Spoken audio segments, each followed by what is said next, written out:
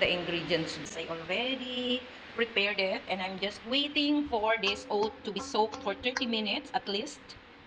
And then after this 30 minutes, we will combine everything. Alright? Sorry na agad, hindi ko nakuhanan yung pagko-combine ng mga ingredients. Anyway, it's time to bake!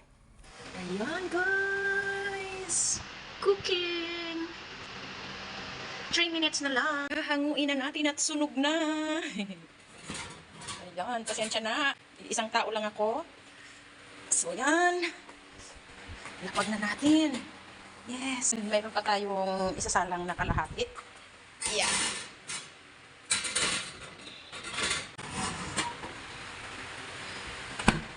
Luto na. Sasali na natin doon sa rack. Ayan o. Sasali natin doon.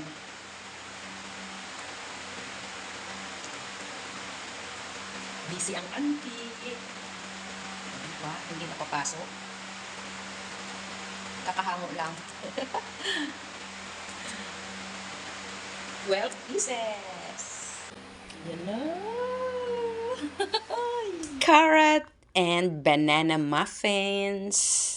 Titikman na natin yung ating binake kung anong lasa. Ayan. Oh, lambot oh. Medyo malamig pa lang. Hindi pa siya totally malamig.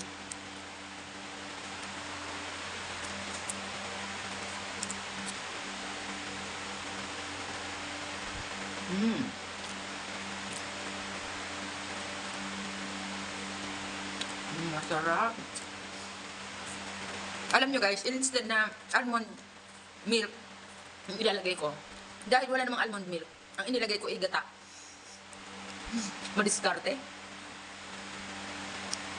Harap. Try nyo rin. Thank you everyone, aunties and friends. I hope you enjoy watching. God bless everyone and see you on my next video.